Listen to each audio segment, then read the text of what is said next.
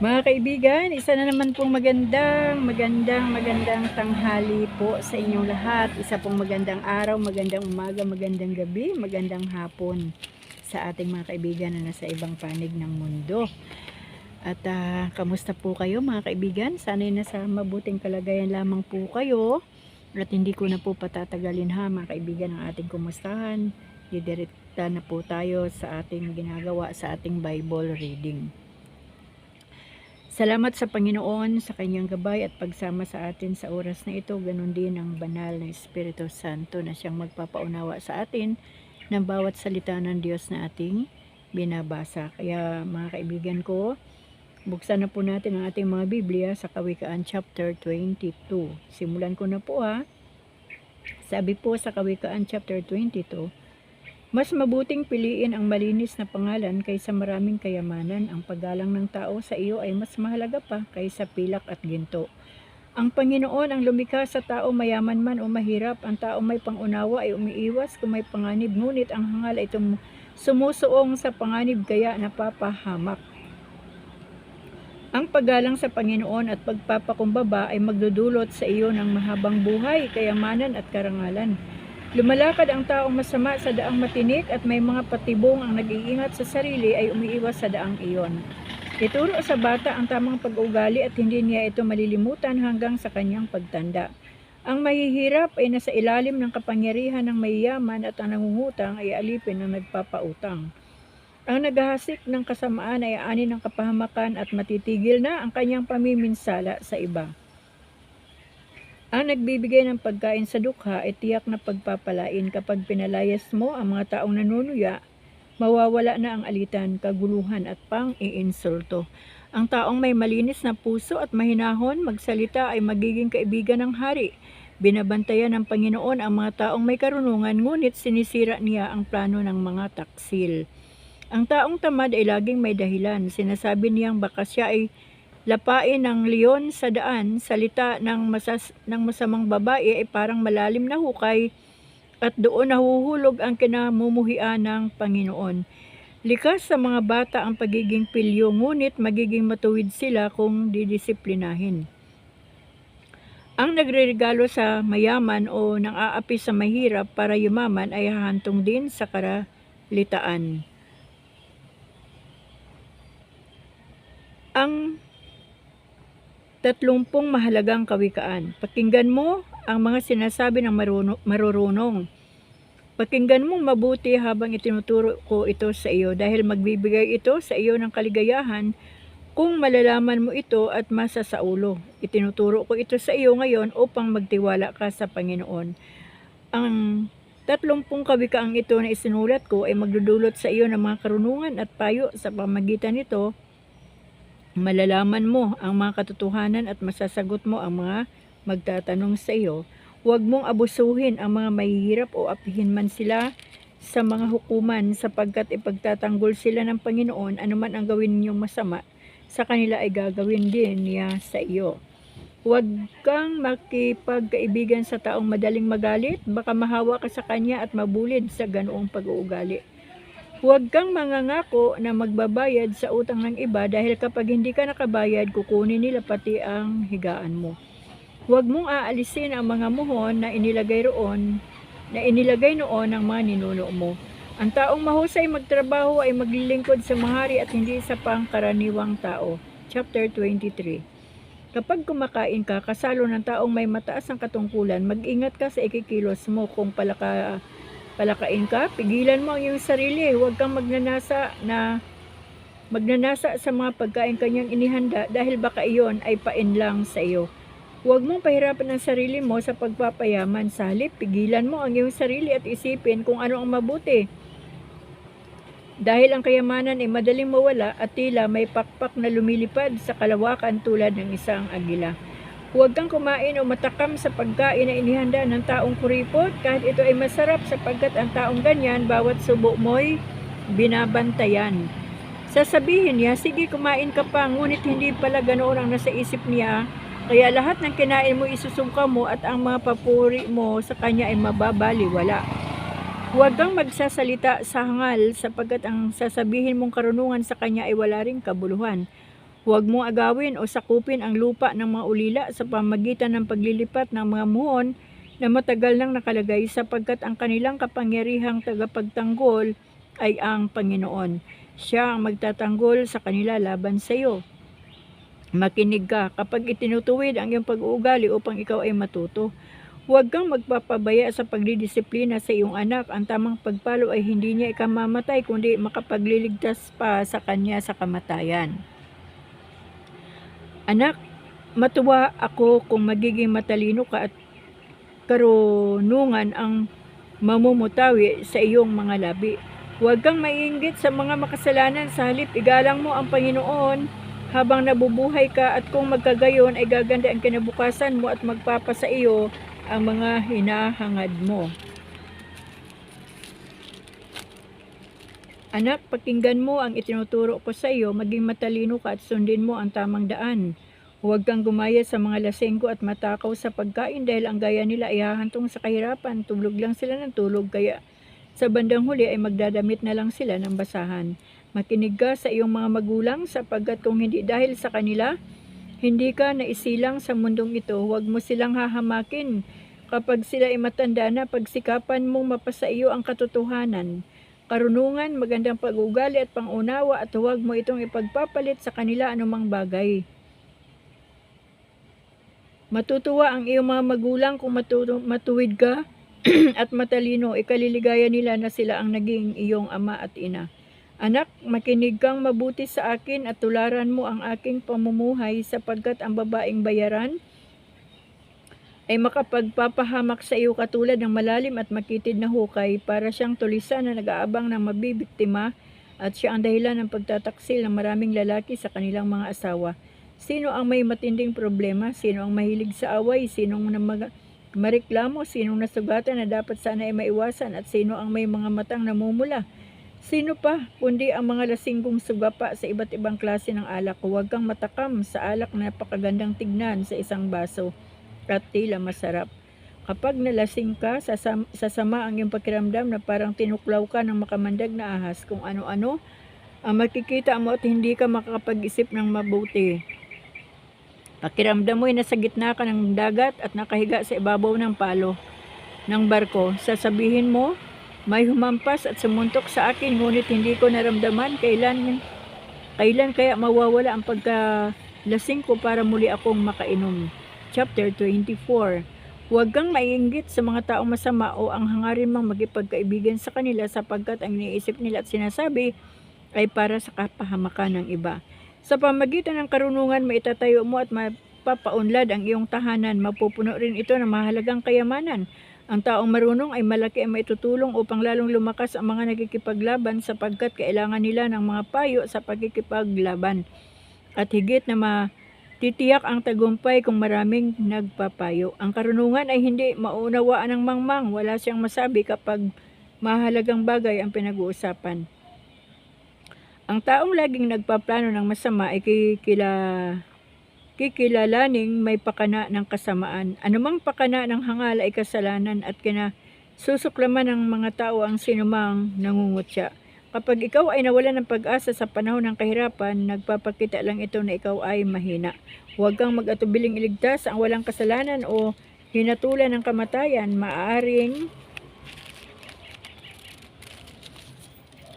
sabihin mo na wala kang nalalaman sa nangyari, pero ang alam ng Diyos kung totoo o hindi ang iyong sinasabi, dahil binabantayan ka niya at alam niya ang nasa puso mo, gagantimpalaan ka niya ayon sa iyong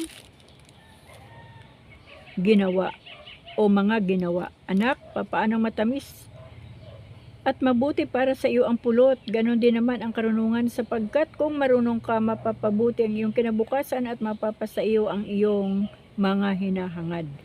Huwag kang gagaya sa taong masama na palihim na sumasalakay sa bahay ng matuwid. Ang taong matuwid, mabuwal man ng 7 ulit, ay tiyak na makakabangon ulit. Hindi tulad ng taong masama na kapag nabuwal ay hindi na makakabangon pa. Huwag kang matuwa kapag napapahamak ang iyong kaaway, dahil kapag nakita ng Panginoon na natutuwa ka, hindi niya ito magugustuhan at hindi na niya parurusahan ang iyong kaaway. Huwag kang mabalisa o Inggit sa mga taong masama sapagkat wala silang mabuting kinabukasan at magiging tulad sila ng ilaw na namatay. Anak, igalang mo ang Panginoon at ang Hari. Huwag kang makisama sa mga taong sumusuway sa kanila sapagkat hindi mo alam kung anong kapahamakan ang biglang ibibigay ng Panginoon unang hari sa kanila. Dagdag pang kawikaan, narito pa ang ilang kawikaan ng marunong na tao. Hindi dapat magtangi ng tao sa paghatol ng katarungan. Kapag pinalaya mo ang taong may kasalanan, susumpain ka at kamumuhian ng mga tao. Ngunit kapag pinarurusahan mo ang may kasalanan, matutuwa ang mga tao at pagpapalain ka. Ang tapat na kasagutan ay tanda ng mabuting pagkakaibigan. Ihanda mo muna ang iyong pagkakakitaan tulad ng iyong bukid na taniman bago ka magtatag ng sariling tahanan. Huwag kang sasaksi sa iyong kapwa ng walang sapat na dahilan o magsalita laban sa kanya ng kasinungalingan. Huwag mong sasabihin, gaganti ako, gagawin ko sa kanya ang ginawa niya sa akin. Dumaan ako sa bukid ng taong tamad at mangmang, puno na ito ng mga damo, matitinik na halaman at giba na ang mga bakod nito. Nang makita ko ito, napaisip ako ng mabuti at natutunan ko ang aral na ito. Sa kaunting pahinga, kaunting pagtulog at paghahalukip-kip mo, totoong taong tamad, may biglang darating sa iyo ang kahirapan na para kang ninakawan ng armadong tulisan. Chapter 25. Iba ang mga kawikaan ni Solomon. Narito pa ang ilang kawikaan ni Solomon na kinopya ng mga tauhan ni Haring Hezekiah ng Juda. Pinararangalan natin ang Diyos dahil sa mga bagay na hindi niya ipinapahayag sa atin, pero pinararangalan natin ang mga hari dahil sa mga bagay na ipinapahayag nila sa atin. Kung paanong hindi masukat ang lalim ng lupa at ang taas ng kalangitan, ganoon din ang isipan ng mga hari hindi malaman. Kailangang ang pilak ay maging dalisay muna bago ito magawa ng panday. Kailangang alisin ang masasamang tauhan ng hari upang magpatuloy ang katuwiran sa kanyang kaharian. Kapag nagpadala ka ng mensahe sa pamamagitan ng isang mangmang, para mo na rin pinutol ang iyong mga paa at para ka na rin gumawa ng sariling kapahamakan. Ang pilay na paa ay walang kabuluhan katulad ng kawikaan sa bibig ng hangal. Ang isang papuri na sangal iniuukol ay parang bato na katali sa tirador. Ang kasabihang sinasabi ng hangal ay makapinsala tulad ng matinik na kahoy na hawak ng lasing. Kahangalan ang pumana ng kahit sino, gayon din ang pagkuha sa hangal o sa sinumang dumaan upang upahan. Inuulit ang hangal ang kanyang kahangalan tulad ng asong binabalikan ang kanyang suka para kainin. Mas mabuti pa ang hinaharap ng isang taong mangmang kaysa taong nagmamarunong. Ang batugan ay hindi lumalabas ng tahanan, ang kanyang dahilan ay may leon sa lansangan. Gaya ng pintuang pumipihit sa bisagra ng batugan na papihit-pihit sa kanyang kama. May mga taong sobrang tamad na kahit ang kumain ay kinatatamaran. Ang akala ng batugan, mas marunong pa siya kaysa 7 tao na tamang mga tuwiran. Mapanganib ang naghihimasok sa gulo ng may gulo. Ito ay tulad ng pagdakma sa tainga ng aso. Ang taong nandaraya sa kanyang kapwa at saka sasabing nagbibiro lang siya ay tulad ng isang baliw na pumapana sa mga tao sa pamagitan ng kamamatay na palaso. Namamatay ang apoy kung ubos na ang panggatong, natitigil ang away kung wala ng tsismisan. Kung uling ang nagpapabaga at kahoy ang nagpapaliyab ng apoy, ang taong palaaway naman ang nagpapasimula ng gulo. Ang tsismis ay parang pagkain masarap, nguyain at lunukin. Maaring itago ng magandang pananalita ang masamang isipan. Tulad nito ay mumurahing bunga na pininturahan ng pilak. Maaring ang kaaway ay magandang magsalita, ngunit ang nasa isip niya ay makapandaya. Kahit masarap pakinggan ang kanyang pananalita, ay huwag kang maniwala sapagkat ang iniisip niya ay napakasama. Maaring ang galit ay kanyang maitago, ngunit mailalanta din sa karamihan ang masama niyang gawa. Ang humuhukay ng patibong para mahulog, ang iba ay siya rin ang mahulog doon. Ang nagpapagulong ng malaking bato para magulungan ang iba ay siya rin ang magugulungan nito. Ang sinungaling ay nagagalit sa nabiktima niya ng kasinungalingan at ang taong nambubula ay papahamak ka. Chapter 27. Huwag mong ipagyabang ang gagawin mo bukas sapagkat hindi mo alam kung ano mangyayari sa araw na iyon. Huwag mong purihin ang iyong sarili, pabayaan mong iba ang sa iyo ay pumuri. Ang buhangin at bato ay mabigat, pero mas mabigat na problema ang idudulot ng taong hangal. Mapanganib ang taong galit, ngunit ang taong seloso ay higit na mapanganib.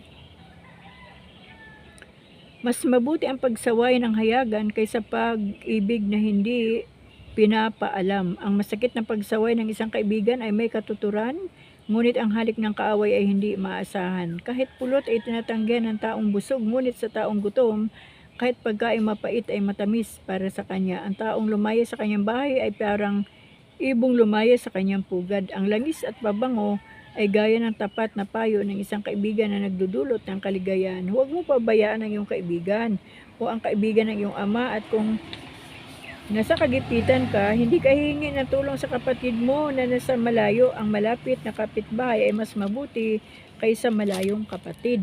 Anak, magpakatalino ka upang ako ay maging maligaya at para may maisagot ako sa nagpapahiya sa akin. Ang taong marunong ay umiiwas sa paparating na panganib, ngunit ang taong hangal ay sumusuong sa panganib kaya siya ay napapahamak. Tiyakin mo makakuha ng garantiya sa sino mang nangakong managot sa utang ng hindi mo kilala upang matiyak mong mababayaran ka. Kapag ginambala mo ng pasigaw na pagbati ang iyong kaibigan sa umaga, ituturing niya itong sumpa sa kanya. Ang asawang bungangira ay parang tumutulong bubungan sa panahon ng tag-ulan. Hindi siya mapatigil tulad ng hanging hindi mapigilan o kaya ng langis na hindi mahawakan. Kung paanong pinatatalas ng bakal ang kapwa-bakal, ang tao na may matututo sa kanyang kapwa-tao. Kapag inalagaan mo ang puno ng igos, makakakain ka ng bunga nito. Ganon din kapag amo mo'y iyong pinagmamalasakitan, ikaw naman ay kanyang pararangalan.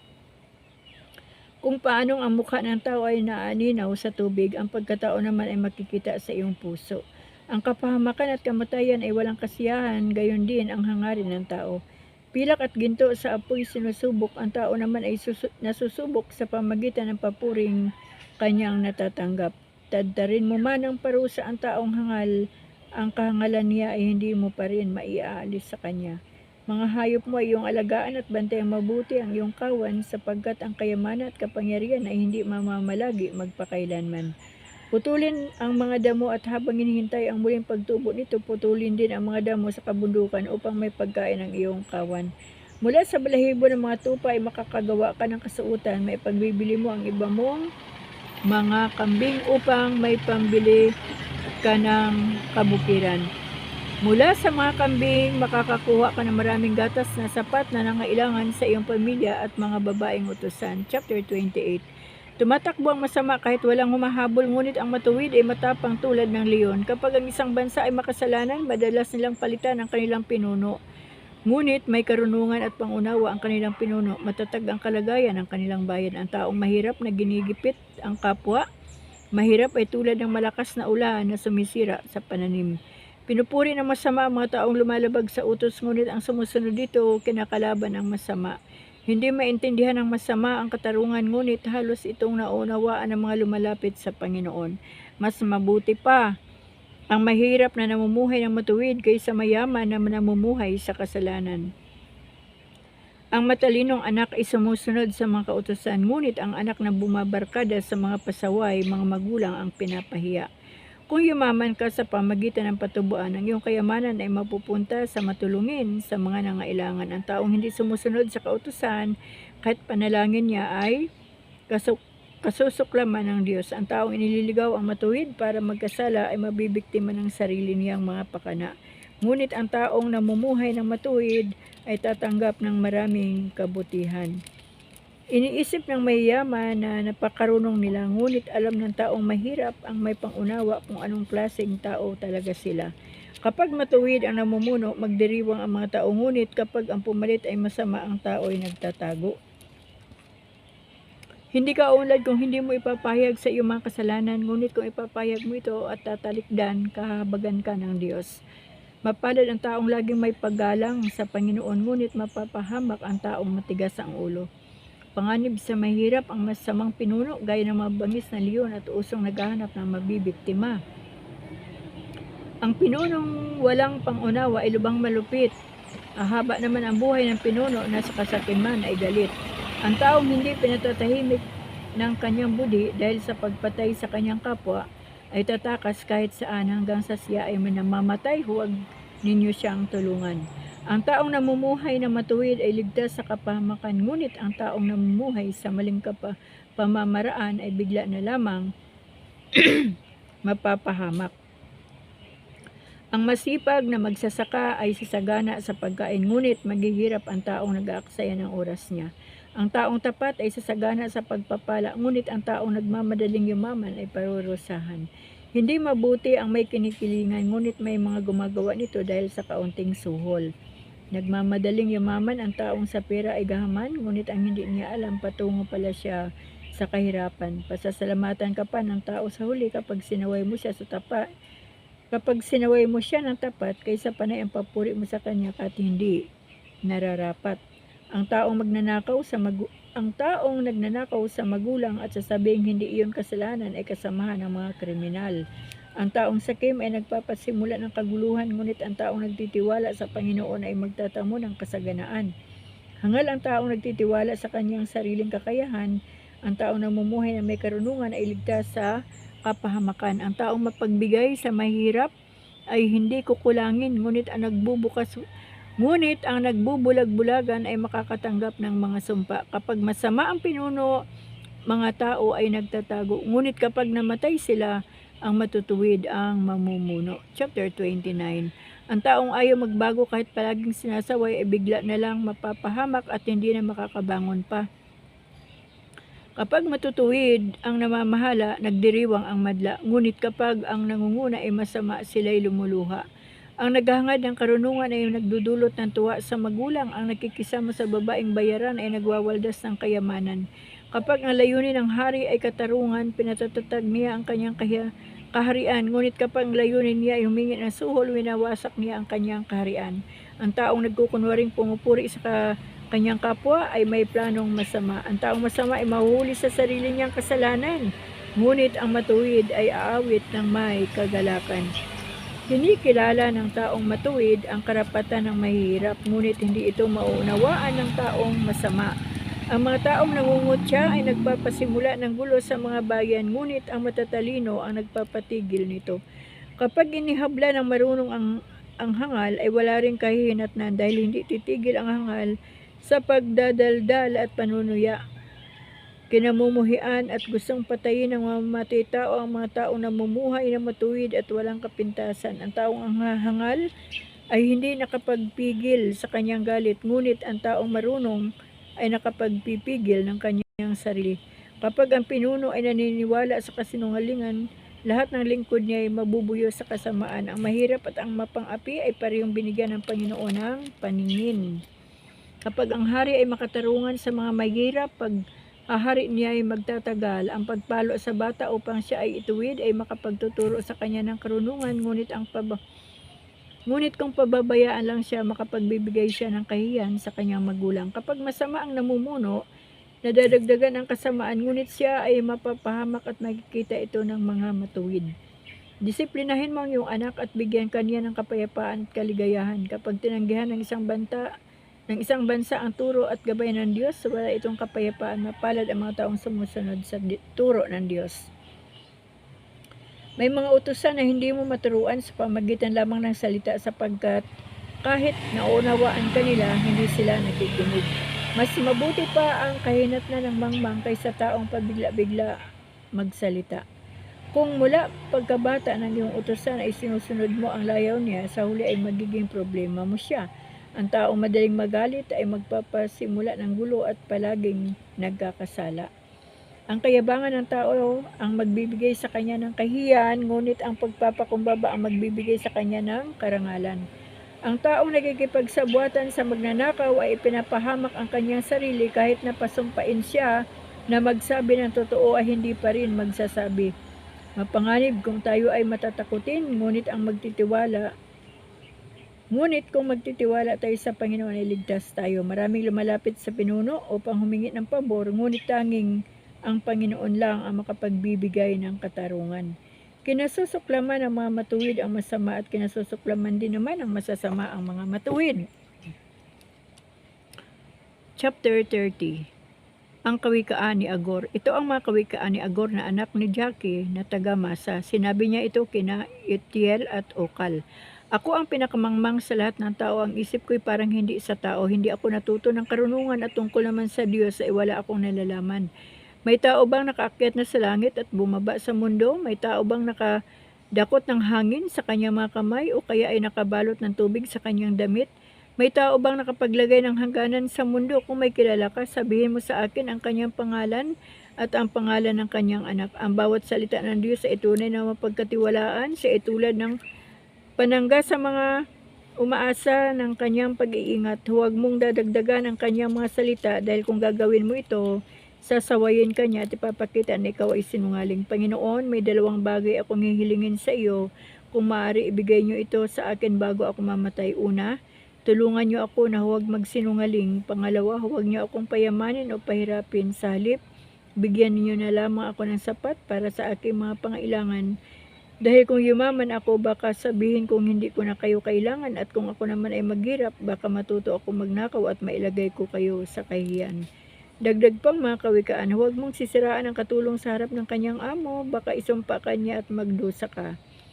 May mga anak na hindi nananalangin sa Diyos ng pagpalain ng kanilang mga magulang, sa halip sinusumpa pa nila sila. May mga tao na ang tingin sa sarili ay tunay na perpekto, ngunit ang totoo, ang buhay nila ay madumi.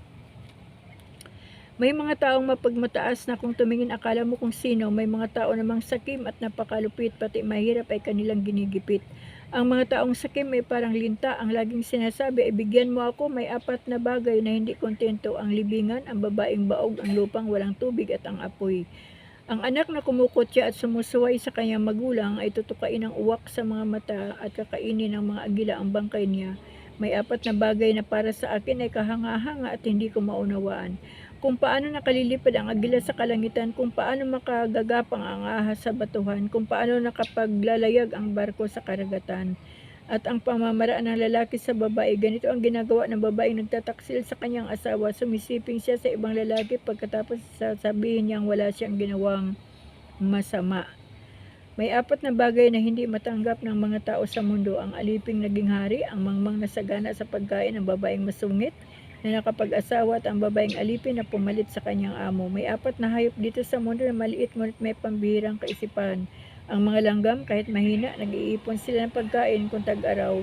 Ang mga badger, kahit mahina sila, nakakagawa sila ng kanilang tirahan at mabatong lugar. Ang mga balang, kahit walang namumuno, maayos na lumilipad ng sama-sama. Ang mga butiki, kahit madaling hulihin ng kamay, matatagpuan kahit sa palasyo ng hari. May apat na nilalang na akala mo kung sino kapag lumakad: ang leon, pinakamatapang sa lahat ng hayop at walang kinatatakutan; ang tandang, ang lalaking kambing, at ang haring nangunguna sa kanyang mga kawal.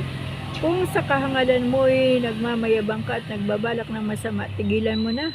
Iyan, hindi ba, kapag hinalo ang malapot na gatas ay magiging mantikilya? Hindi ba kapag sinuntok mo ang ilong ng tao ay magdurugo ito? Kaya kapag ginalit mo ang tao, tiyak na magkakaroon ng gulo. Purihin po ang Panginoon sa binasa po natin ang kanyang salita. Salamat sa Diyos dahil sa bawat salita niya tayo po ay natututo at tayo po ay patuloy na binabago ng ating Diyos. Sa bawat araw po ay binabago tayo ng Panginoon gamit ang kanyang salita, at purihin ang Diyos dahil ang Diyos ay napakabuti. Ano po? Kaya mga kaibigan, tayo po ay magpasalamat sa Panginoon dahil ang Diyos po ay hindi po nagpapabaya sa atin. Salamat po sa araw na ito dahil nakabasa po ako muli ng salita ng Panginoon.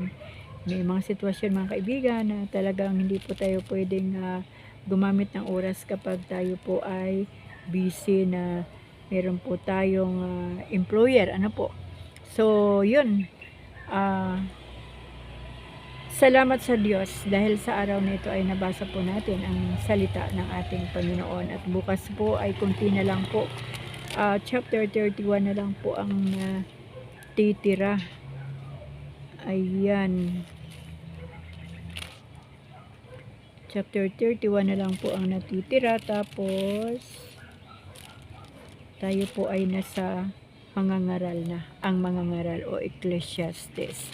Kaya mga kaibigan, nawa po ang salita ng Diyos ay patuloy po na gumagawa ng dakilang bagay at dakilang himala sa ating mga buhay, dahil wala naman po talagang ibang gagawa nito kundi ang Panginoon gamit ang kanyang salita, dahil hindi naman po bababa ang Diyos at haharapin tayo upang tayo ay turuan at pagsabihan, kundi sa pamagitan ng kanyang salita tayo po ay tinuturuan ng Panginoon. At nawa po, kapag ito po ay ating nabasa at napagkinggan, nawa po ito ay ating sundin, isa pamuhay at makita po ito sa ating buhay, sa ating pagkatao, sa uri ng ating pananalita, sa uri ng ating kilos, at sa uri po ng ating kaisipan, upang sa ganon, mabigyan po natin ng kaluguran ang Panginoon. Mapasaya po natin ang kanyang puso kapag nakita po niya na tayo po ay sumusunod sa kanyang salita. Kaya mga kaibigan, purihin ang ating Diyos sa tanghaling ito o sa araw na ito. Salamat sa Panginoon sa kanyang pag-ibig na dakila. Salamat sa Diyos sa kanyang pangunawa sa atin at pagpapatawad sa atin ng ating mga kasalanan. Ayan, hanggang dito po muli mga kaibigan ang ating pagbabasa ng salita ng Diyos, at loobin ng Panginoon sa araw ng bukas ay makapagbasa po tayo ng mabuti. Hanggang dito na lang po mga kaibigan, at ang lagi ko pong pinapaalala sa inyo, mag-ingat po kayong palagi at lagi po tayong manalangin at patuloy po tayong pagpalain ng ating Panginoon 24/7. Ayan. Muli, maraming salamat po sa inyong lahat. Purihin ang Diyos sa buhay ninyong lahat, sa ating buhay na kanyang pinahiram at sa buhay po ng ating mga pamilya. Purihin ang Panginoon. Amen.